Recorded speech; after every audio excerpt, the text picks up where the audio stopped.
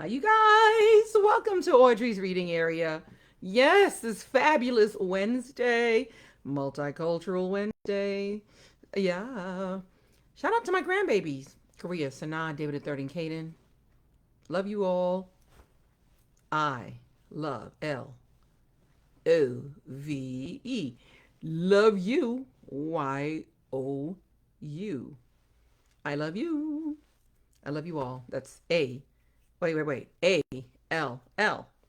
Ah, I got it. I got it. Alexa, what time is it? The time is 5 p.m. What time is Audrey's reading area? Audrey reads in her area live at 5, and please subscribe. LIVE, live at 5. Won't you subscribe?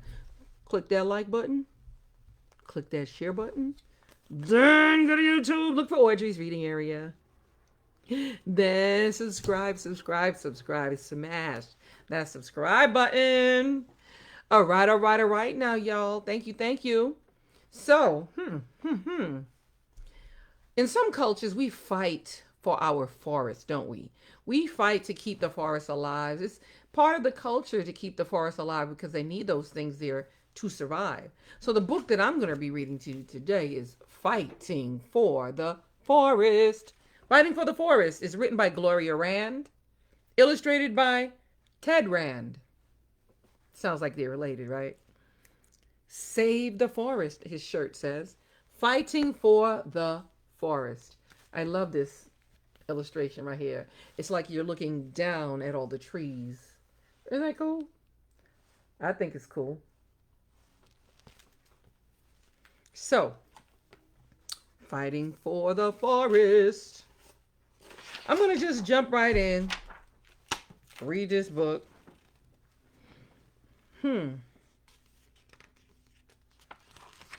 It says, bam.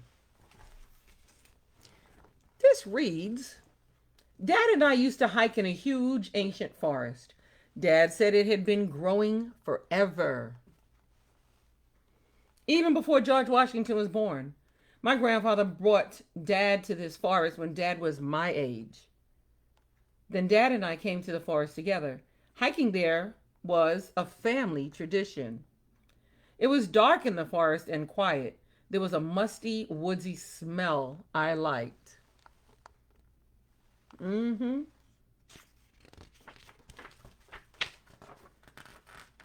It says, look at this great gray owl. Pretty. It says the paths and game trails were soft with layers of rotting needles, cones, and moss. We found animal tracks made by deer, elk, cougar, and even bear.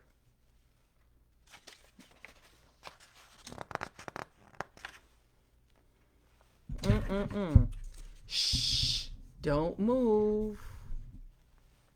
Dad would whisper whenever elk or deer appeared. We'd watch them and they'd watch us. We shared the woods. Aren't these illustrations dynamic? They are so cool. Dad and I, look at this cougar. Dad and I often stopped to rest on a gentle slope above a stream. We could tell by the matted down grasses covering our resting place that deer sometimes rested there too. It was nice to sit where the deer had been. We felt right at home. And look at these porcupines, right? Aren't they cute in the picture, right? Look at them sitting up. Love it, love it. Ooh, Nuttail's woodpecker. These are pictures of things that you would see in the forest. Look at the chipmunk, the ground beetle, Clark's crow. Beautiful. He's feeding it. Look, he's feeding it. The forest was full of tiny creatures, chipmunks and mice. Chipmunks and mice scampered across our path, and we saw beetles and sow bugs crawling in and out of the dirt. There were bats and all kinds of birds, such as owls, woodpeckers, blue jays, and Clark's crows, all called camp robbers. I wonder why they call them camp robbers. The camp robbers often swoop down from high up in a tree to take pieces of bread from me.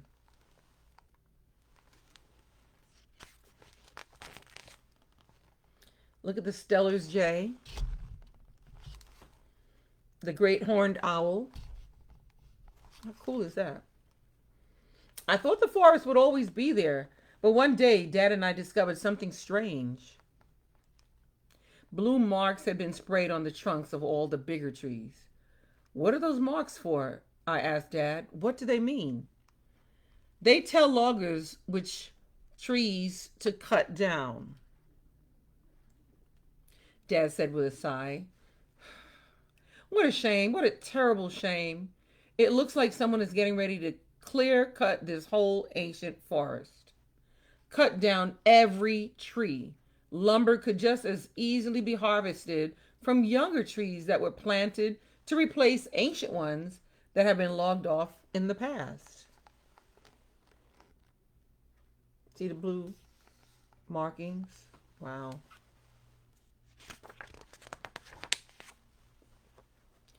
Are all the trees going to be cut down, even the little ones? I asked. No, not the little ones. No one is going to bother cutting them down. They'll be smashed flat when the bigger trees fall, Dad said, frowning.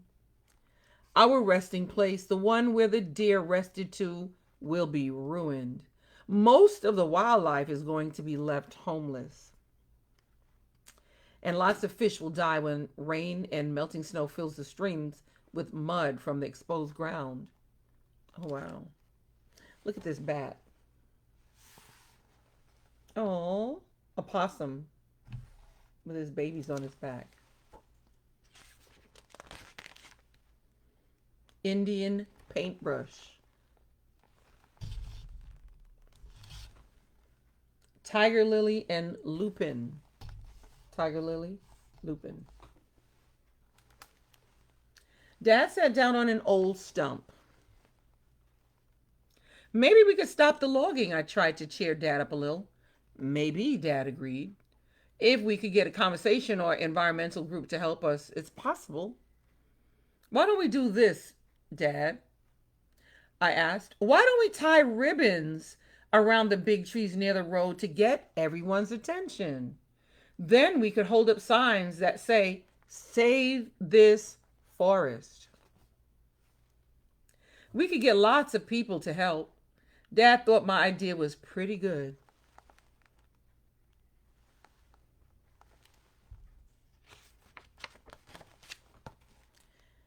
This is a skunk cabbage. Skunk cabbage. Starting the next day, Dad went to local environmental and conservation meetings.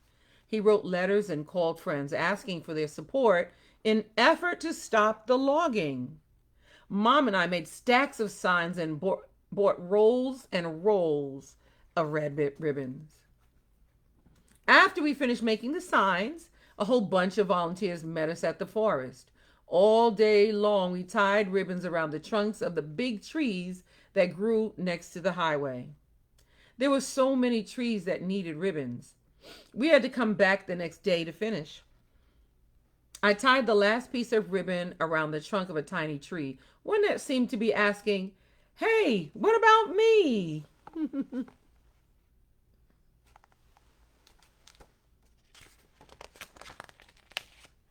Save this forest.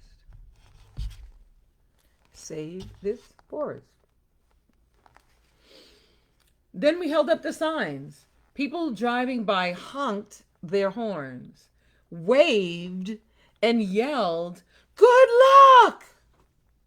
It was exciting, and it even got more exciting when a TV van pulled off the road and a reporter came over to interview Dad.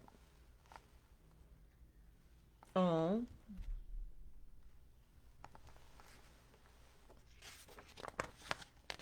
Save this forest. Look at him in the back. What y'all call that now? Photobombing? So this is a leopard frog. Probably because of the spots, right? That night, we watched ourselves on the news. It was the first time I'd ever seen me on TV. The next morning, Dad got a call from the head of an environmental group, the people who had been helping us in our efforts to keep the forest from being cut down. I just learned, the woman told Dad, that contracts signed more than a year ago give the timber company the right to cut down the trees. There's nothing anyone can do to stop them now. It looks like we've lost our fight to save this forest.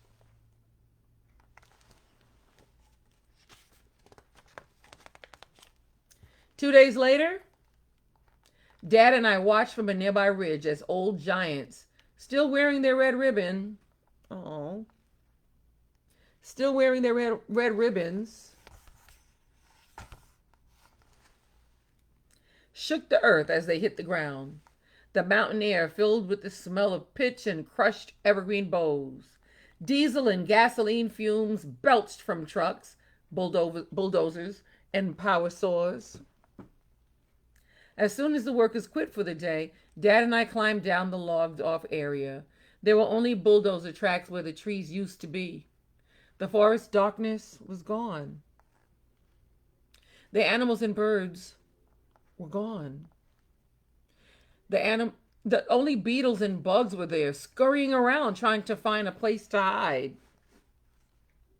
Dad and I stood for a long time. We didn't talk, we just looked around. Where's the forest? I finally asked. Where has it gone?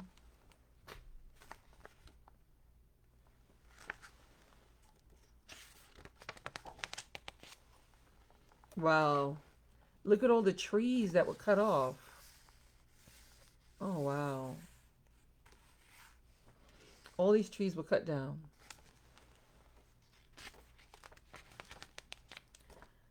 We have bunchberry flowers.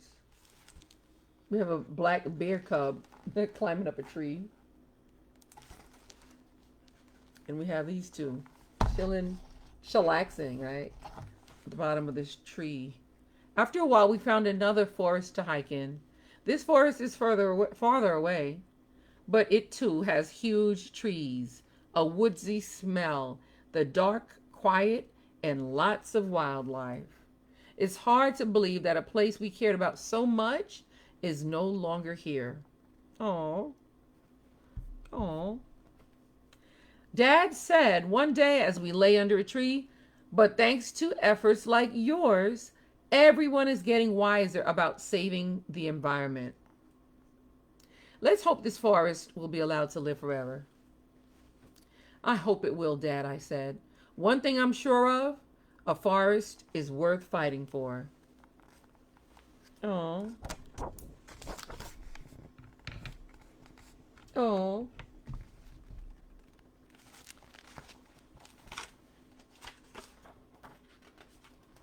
Before you saw the view from up above looking down, now you see the view. He's drawing a picture of you from, looks like from the bottom looking upward towards the sky. See the bird in the sky? Love it. I love it. I love it. I love it. That is, I believe, the end. Let's see. Let's see. I think it's the end. It has a trail guide. Talks about tracks, bird watching, trees, flowers, and bushes.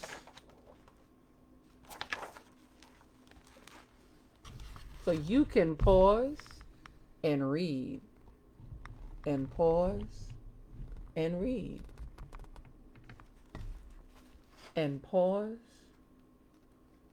and read. And pause and read. On the next page it says, it's dedicated with great pride to their son. It says, there is a delight in the hardy life of the open. Wow, there are no words that can tell the hidden spirit of the wilderness, that can reveal its mystery and melancholy of its charm. The nation behaves well if it treats natural resources as assets, which it must turn over to the next generation, increased and not impaired in value. Conservation means development as much as it does protection. This is written by Theodore Roosevelt. Look him up, find out who that is. All right, that is the end of this book, Fighting for the Forest. Wow. Thank you so much for being here and listening to me read fun, exciting, and different cultures, cultural books. Appreciate you. Love you. Shout out to my mom, who's always here listening and showing me all this love and support. Thanks, Mom. And thank you all for sharing my videos. My girl Victoria shares my videos all the time. Thank you for sharing my videos. Thank you guys for going to YouTube looking for Audrey's Reading Area. Yep. And smashing that subscribe button for me. All right now. I guess I'll see you live at 5 tomorrow, right? Live spells what? Live. That's right. Do it with me. Live. Live at 5. And I'll see you again tomorrow here at Audrey's Reading Area. And don't forget, at the end, when I finish posting this, you'll see a link. Just click on the link. It'll take you straight to this video where you can go and you can click, smash, pound, hammer that subscribe button. All right now. See you guys soon. Tomorrow, live at Audrey's Reading Area.